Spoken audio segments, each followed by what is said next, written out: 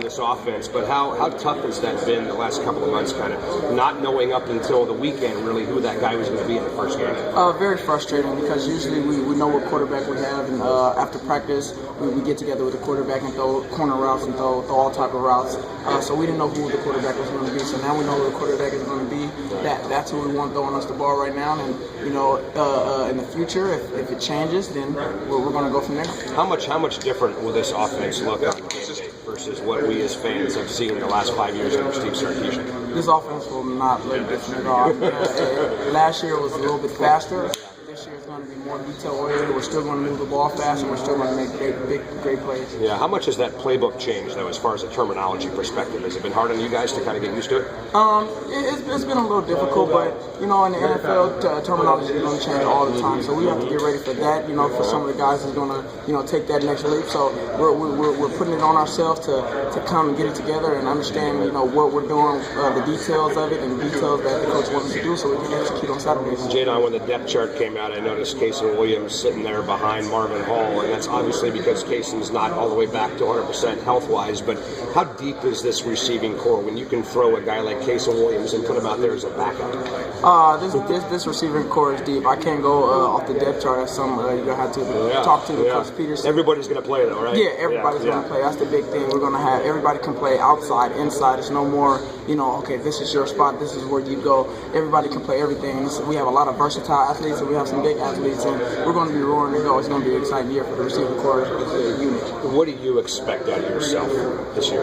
I just expect someone to come out and contribute, make plays for his team, block, catch deep balls, sweeps, whatever I can do. Be the holder. I've been taking reps at that. Whatever I can do to contribute.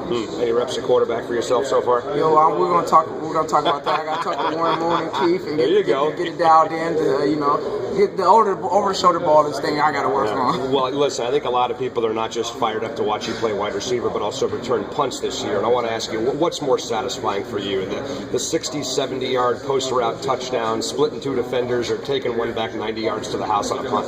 Well, I just like to see the scoreboard line up with Washington under it, so it doesn't really matter to me. Every time I touch the ball, I expect big plays and I expect big things. Sometimes it might not happen like that, and I have to get what I can get, but I expect big plays, and you should expect big plays from me as well. How much have you worked on that part of your game, the coverage game? A lot. Actually, I'm coming back today to get more reps with the punter, and also look at a little film from Hawaii punter, because he's a crafty punter. I've never seen a punter that can kick left, kick right, and it's on the run. It's the game has changed a lot, and I'm going to be dialed in so we can make big plays on it. Let me ask you just quickly about a guy on the opposite side of the ball, Budda Baker, who has a role on kick return right now with John Ross. He's going to start at safety in this game. What have you noticed from Budda so far as a freshman? I just noticed Budda's mental game. Everybody knows Budda's physical game. Seeing him play against with Bellevue and against these guys out here at Washington, but the mental game. I've never seen a freshman come in and grasp the playbook so well. If a bad play happens, he get beat deep. I beat him deep a couple times. He just got back. He was like, "Hey, Jaydon, hey, let's go again." I've never seen that out of a young guy coming in college, and it's uplifting, and it makes me want to work harder. Yeah, and you remind Budda when he gets beaten deep by you? No, I just give him a little look. Okay. Give him a little stare, and he already knows. Hey, let's get another rep of that, or work with me after practice on some releases, and I work with him on that. But the mental part of his game is very uplifting, and the physical part is crazy. Never been to Hawaii? Never been to Hawaii. Never have. Tell me about this Warrior defense and kind of what you see from these guys on film so far. All these guys play hard. They're probably not the most athletic group in the country, but they play hard. They get to the ball. It's going to be a fight. It's going to be a dogfight. I can't say we're going to blow them out. I can't say they're going to put points up on us, but we're going to come out as an offense and execute the best of our ability. Well, this being your first trip to Hawaii, do you have a chance to carve in any beach time for you at all, or is this all business? No, this is all business. This is a business trip. I might see the beach when we fly over it, but I want to see the stadium inside Aloha Stadium. I want to see you scoring inside that stadium. How does that sound? Yeah, that sounds awesome to me. Jaydon, thanks, buddy. Appreciate it. Appreciate you. Thank you. Hey, Jaydon, as I'm hearing you answer these questions, I can feel the excitement. It's game week, and just tell me about that excitement. Oh man, Monday we knocked Monday out, so now we fly in Thursday, and it came around so fast. I remember walking off, sad but bittersweet for Keith and the Bishop, those guys leaving and things like that. But now it's back to game time. It's back to Husky football, and I'm sure everybody's excited, more excited than I am. I can't stop talking right now. I'm just babbling. Did you notice any difference once Jeff was named the starter and then you guys practiced on that? Did you notice any difference in the offense, or was it kind of just still business as usual, but the starter was finally named? Well, definitely you can see the difference in how the offense is being ran, because he understands, this is his receivers. He knows who's starting. He knows what receivers he's going to throw to. It's no longer, some of the walk-ons come in and he throws to the number one receivers, and we have the number one quarterback, and it's moving a lot faster, and he's understanding what guys can come out of routes faster, what guys go out of routes slower. He's understanding all that, and he's really getting the home of this offense. In terms of for you, how much better was it, or what different was it, I guess, in a consistency standpoint, kind of get the reps down with Jeff? Talk about that relationship between you two guys. Well, just like I said, with different receivers, it's way better with the consistency, because now he knows this guy is going to run a route a certain way rather than that guy, and he don't have to take a little bit off for this guy or put a little bit on for this guy. It can be the same rep every time. So he's really getting home, detailing with that, and now we just got to watch a little more film on the Y, understand what they're doing scheme-wise, and we should be ready to go. In what areas has he improved the most, maybe since spring or he's in the improved, last couple of years? He's improved taking some heat off his balls. He had to understand, like, every ball didn't have to be 100 miles per hour. Even if you're 5 feet away, you're running a swing route. If we're running a bubble swing, you don't have to jet it out there. Just nice, easy catch, and let us go. We'll take care of the rest. So he's really taking a lot and getting his accuracy together as well.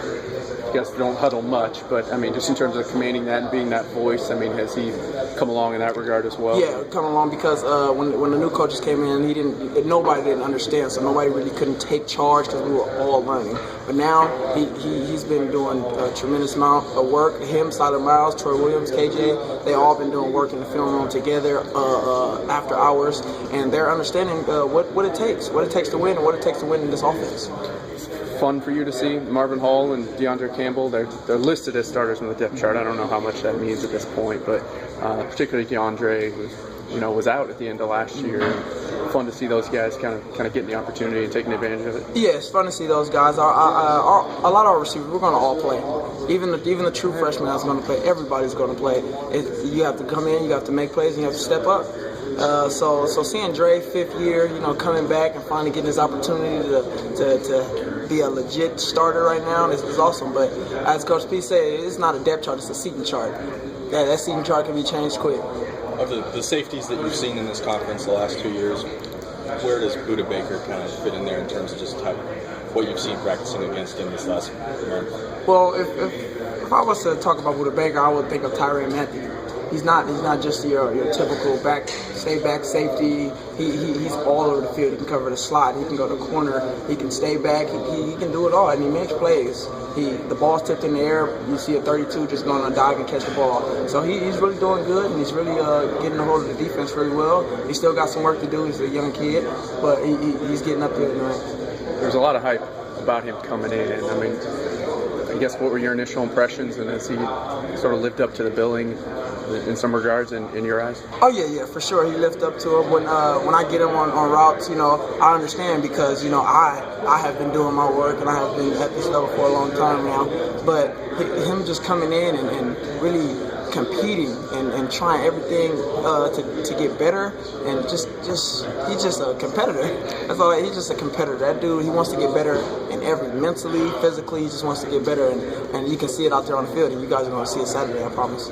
Is that something that's uncommon for a freshman coming in and jumping in immediately and competing right away? Definitely not uncommon. You have your Sua Cravens of the world at USC. You have your Shaq Thompsons of the world.